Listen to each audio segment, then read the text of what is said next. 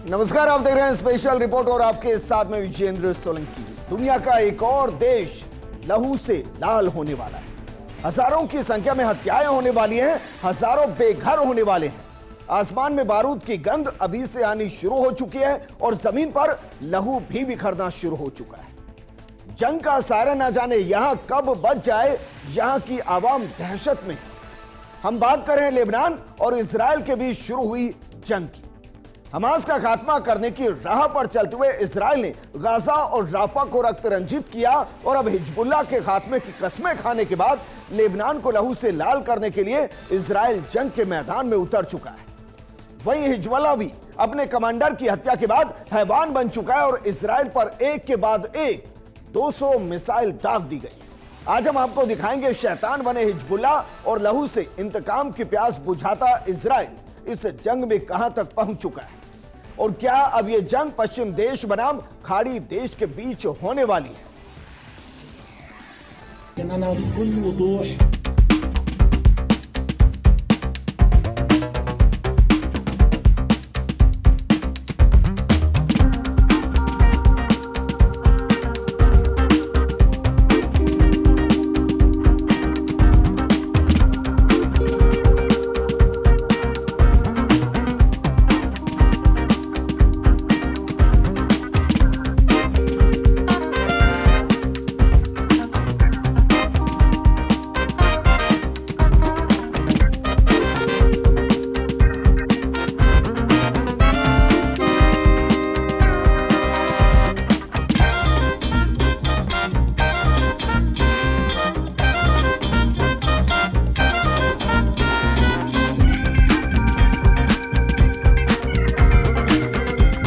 Hezbollah के commander का वो ऐलान था जिसमें वो कह रहा है कि इजराइल हमारे जिन जिन इलाकों को खत्म करेगा उसके बदले में हिजबुल्लाह इजराइल के एक एक इलाके को चुनकर उन्हें बर्बाद कर देगा।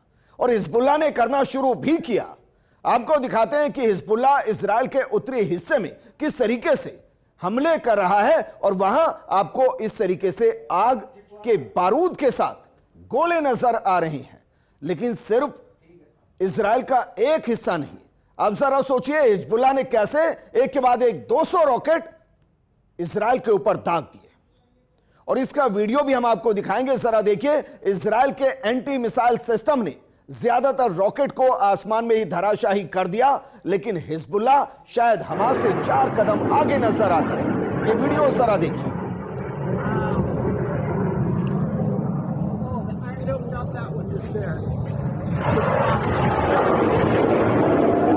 Come over here, babe. Go and sit down. Sit down. Sit down. I'm over here. When the bombing is done, get me my kid. देखिए जरा किस तरीके से इजराइल के ऊपर एक के बाद एक मिसाइल दागी गई और इजराइल के एंटी मिसाइल सिस्टम ने एक एक करके सभी को आसमान में ही धराशाही कर दिया। लेकिन इन सब के बीच में भी कुछ मिसाइल ऐसी जो इजराइल की जमीन से टकराई और वहां बारूद के साथ आसमान में आग का गोला नजर आया। चलिए आपको वीडियो दिखाते हैं, क्योंकि इजराइल के ऊपर जो हमले हुए हैं वो एक के बाद एक हिजबुल्लाह की तरफ से किए गए हैं। एक और वीडियो आपको दिखाते हैं, क्योंकि लेबनान से हजारों की संख्या में लोग अब देश छोड़कर भाग रहे हैं। ये एक और वीडियो आपको दिखा रहे हैं, जरा देखिए। आसमान के अंदर आपको सिर्फ और सिर्फ बारूद के बाद का धुआं ही नजर आ रहा है और ये इजराइल का हिस्सा है। इजराइल के अंदर हिजबुल्लाह की तरफ से अटैक किया गया, 200 से ज्यादा रॉकेट दागे गए, मिसाइल दागे गए और उसके बाद ऐसा लग रहा है मानो इजराइल इस जंग के मैदान में अब दो हाथ करने के लिए हिजबुल्लाह के साथ शुरू हो चुका है। क्योंकि अभी तक लग रहा था कि इजराइल लेबनान को गाजा और राफा बना देगा, लेकिन हिजबुल्लाह बौखलाया हुआ है। हिजबुल्लाह बौखलाया हुआ है क्योंकि इजराइल ने हमले के दौरान हिजबुल्लाह के कमांडर अबू तालेब को मार गिराया है और उसके बाद ही उसने एक एक करके 200 रॉकेट दाग दिए। लेकिन जो मारा गया कमांडर अबू तालेब है, वो कौन है, वो किस तरीके से लेबनान के अंदर हिजबुल्लाह को बढ़ा रहा था, इसको आपको समझाते हैं। जरा देखिए क्योंकि जो अबू तालेब है दक्षिणी लेबनान में जोया और अब्दुल्ला के अंदर हमले किए गए और उस दौरान ये अबू तालेब शिकार हो गया। इन एयर स्ट्राइक में हिजबुल्लाह के सीनियर कमांडर की मौत हो गई जिसका नाम है अबू तालेब। और इस कमांडर का जो नाम अबू तालेब और उसके बारे में कहते हैं कि वो टॉप कमांडर में से एक हिजबुल्लाह का। अबू तालेब का जन्म 1969 में हुआ था और वो बाकायदा दक्षिण लेबनान के क्षेत्रीय इलाकों का प्रभारी था और वहां हिजबुल्लाह को आगे बढ़ा रहा था। लेकिन कमांडर मोहम्मद नासेर ये भी दरअसल हिजबुल्लाह का कमांडर जिसको हाल ही में इजराइल ने एक अटैक के दौरान मार गिराया था। और ऐसे 3 कमांडर हिजबुल्लाह के इजराइल ने जहन्नुम पहुंचा दिए हैं और इसीलिए यह जंग और ज्यादा तेज होती हुई। जरा यह भी देखिए कि किस तरीके से जो मोहम्मद निमाह नासेर है हिजबुल्लाह ने अपने टेलीग्राम चैनल पर कमांडर की मौत की पुष्टि की। खुद हिजबुल्लाह ने इसकी पुष्टि की और इस कमांडर की मृत्यु दक्षिण लेबनान के टायर के होश इलाके के अंदर हुई है। चेहरा हम आपको दिखा रहे हैं, यही दरअसल मोहम्मद निमाह नासेर है। हिजबुल्लाह के अनुसार नासेर और अब्दुल्ला एक ही रैंक के कमांडर थे और जिस तरीके से इजराइल ने उनको जहन्नुम पहुंचा दिया या कहें कि उसके बाद ये जंग शुरू हुई और गाजा में जिस तरीके से कार्रवाई हुई उसके बाद हिजबुल्लाह इजराइल के खिलाफ खड़ा है और वो खड़ा नजर भी आ रहा है। लेकिन अब आपको एक और वीडियो दिखा रहे हैं। ये वीडियो बेहद डरावना है।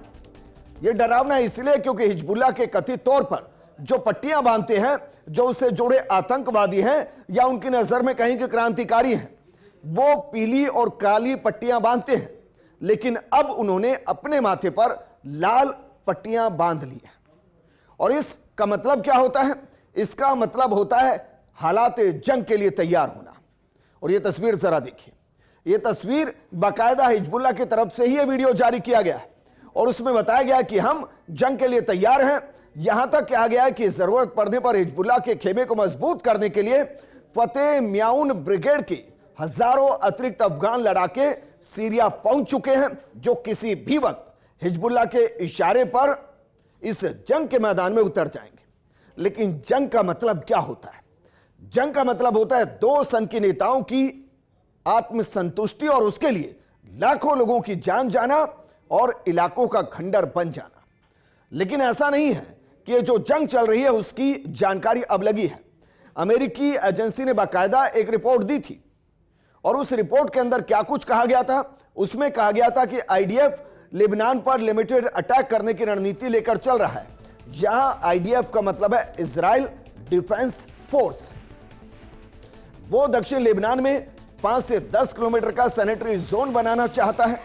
आईडीएफ इस जोन में हिजबुल्लाह को पूरी तरह से खत्म करने का प्लान बना रहा है और यह बात हिजबुल्लाह को भी पता थी और इसीलिए हिजबुल्लाह ने काउंटर अटैक शुरू किया और इस लेवल पर शुरू किया कि इजराइल के अंदर एक के बाद एक 200 रॉकेट दाग दिए गए।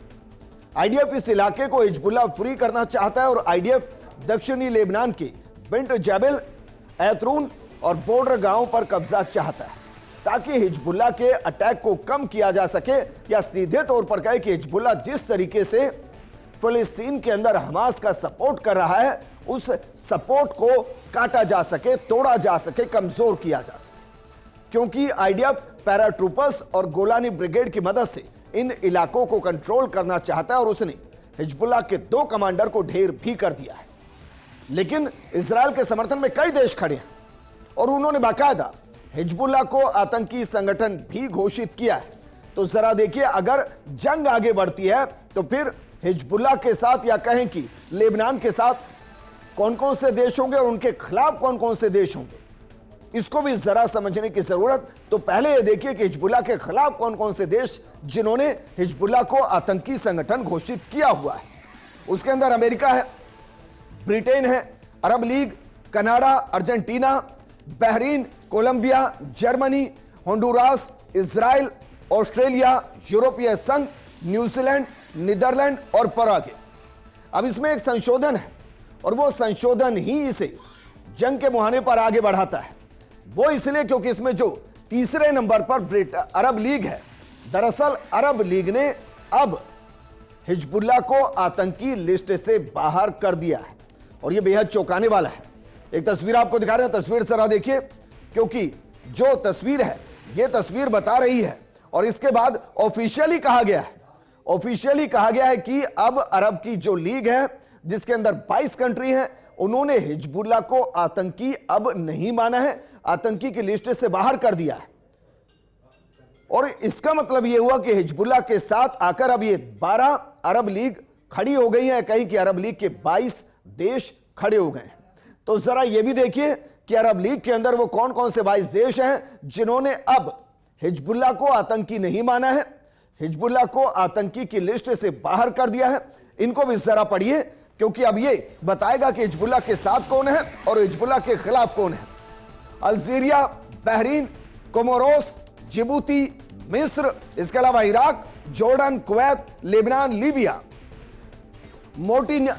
मोरिटानिया, मोराको, ओमान, फिलिस्तीन जाहिर है हमास के साथ हिजबुल्लाह पहले से खड़ा हुआ है, कतर, सऊदी अरब, सोमालिया, सूडान, सीरिया, ट्यूनेशिया, संयुक्त अरब अमीरात और यमन।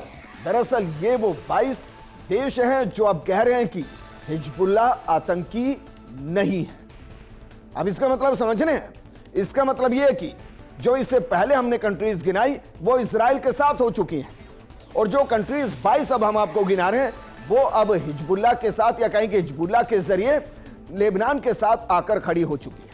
और ईरान कह भी चुका है कि अगर हिजबुल्लाह पर हमले और बढ़ाए गए तो ईरान की सेना भी हिजबुल्लाह के खिलाफ, हिजबुल्लाह के साथ इजराइल के खिलाफ मैदान में हो सकती है। लेकिन हिजबुल्लाह की अपनी एक ब्रिगेड है, एक आर्मी है, उसके वेपन्स हैं, हथियार हैं, मिसाइल्स हैं। तो जरा ये देखिए कि हिजबुल्लाह जो 40 पुराना संगठन है वो किस तरीके से काम करता है, क्योंकि इसके पास अपनी एक सेना है। कुछ देशों की नजर में वो आतंकी सेना है और कुछ देशों की नजर में वो क्रांतिकारी सेना। लेकिन जरा इसको समझने की कोशिश कीजिए। इसकी विचारधारा शिया है। हिजबुल्लाह की स्थापना 1982 के अंदर की गई थी, जबकि जहां इसकी स्थापना की गई, जहां से पोषित हुआ, वो जगह है लेबनान, जहां इस वक्त जंग छिड़ी हुई है।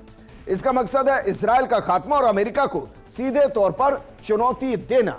अगर इसके लीडर की बात की जाए तो इसके लीडर का नाम है हसन नसरुल्लाह। और वहीं इसके मकसद के बाद जो इसकी कमाई है, देखिए जरा, इस संगठन की कमाई है 70 करोड़ हर साल और इसका एक बड़ा हिस्सा ईरान से मिलता है। सिर्फ पैसा नहीं मिलता है, बल्कि इसके अलावा जब आप देखेंगे तो ईरान से हथियार मिलते हैं, ट्रेनिंग और खुफिया मदद भी ईरान से ही मिलती है। अब हथियारों के बारे में जरा देखते हैं। हथियार जरा देखिए कि जो हिजबुल्लाह के पास हथियार हैं वो हथियार कितने आगे बढ़ाई है इसको, क्योंकि ट्रेनिंग और खुफिया मदद तो यकीनन हिजबुल्लाह को ईरान दे ही रहा है। हथियार इसके पास 1,20,000 से 1,30,000 मिसाइलें हैं।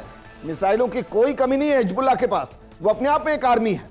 एंटी टैंक हथियार हैं इसके पास, एंटी शिप मिसाइल हैं इसके पास, एंटी एयरक्राफ्ट मिसाइल है इसके पास, एयर डिफेंस सिस्टम भी है इसके पास। एयर डिफेंस सिस्टम इजराइल के पास भी है और कमाल की बात देखिए हिजबुल्लाह के पास उसका अपना एक एयर डिफेंस सिस्टम है और अपने आप में एक आर्मी है। लेबनान की आर्मी अलग, हिजबुल्लाह की आर्मी अलग, ईरान की आर्मी अलग है। लेकिन ये हिजबुल्लाह संगठन है क्या, इसको भी जरा आपको समझाते हैं।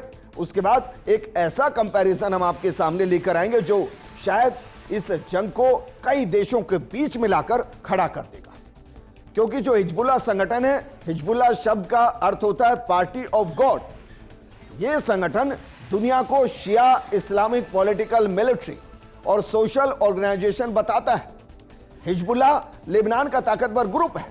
अमेरिका और कई देशों ने इसे आतंकी संगठन घोषित किया है। वो पूरी लिस्ट हम आपको दिखा चुके हैं। 1980 की शुरुआत में इसे ईरान की मदद से बनाया गया था और आज भी ईरान की मदद से यह फल फूल रहा है और कह सकते हैं कि ईरान के दम पर इजराइल से लड़ रहा है। हमास सुन्नी फिलिस्तीनी संगठन है, जबकि ईरान के सपोर्ट वाला हिजबुल्लाह शिया लेबनानी पार्टी है। कमाल की बात देखिए, उसके बावजूद इजराइल के मुद्दे पर दोनों संगठन एकजुट है। 2020 और 23 के बीच में दोनों गुटों ने यूएई और बहरीन के बीच समझौते का विरोध किया था, लेकिन हिजबुल्लाह के पीछे कौन खड़ा है? ईरान खड़ा है।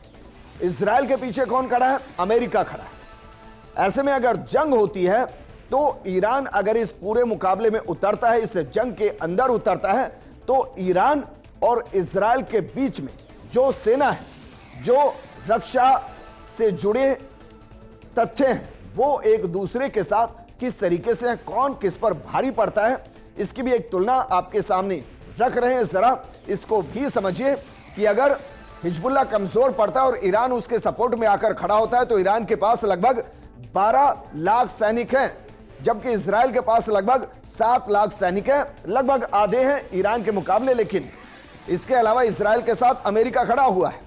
आगे बढ़िए जरा। इसका रक्षा बजट जो ईरान का है वो 83,000 करोड़ है, जबकि कमाल की बात देखिए, इजराइल ईरान के मुकाबले बहुत छोटा देश है, लेकिन उसका रक्षा बजट 2 लाख करोड़ है। इसके अलावा दोनों के कंपैरिजन को आगे देखिए। ईरान के पास 2000 टैंक है, जबकि इजराइल के पास 1370 टैंक हैं। इसके अलावा ईरान की सेना में 101 नेवल जहाज हैं और 551 लड़ाकू विमान हैं, जबकि इजराइल की सेना में 64 नेवल जहाज हैं और 612 लड़ाकू विमान हैं। जरा सोचिए, अगर दोनों के बीच जंग होती है तो आप इसे वर्ल्ड वॉर की तरफ भी जाते हुए देख सकते हैं, क्योंकि ऐसा लगता है कि इजराइल हमास का खात्मा या फिर हिजबुल्लाह का खात्मा नहीं चाहता, वो अपने दुश्मन का खात्मा चाहता है। और उसके दुश्मन की लिस्ट में देश बहुत ज्यादा है, क्योंकि हिजबुल्लाह के जरिए लेबनान, लेबनान के जरिए ईरान, ईरान अगर है तो सीरिया और इराक और अफगानिस्तान तालिबान। क्या इजराइल इन सब के खिलाफ जंग छेड़ेगा?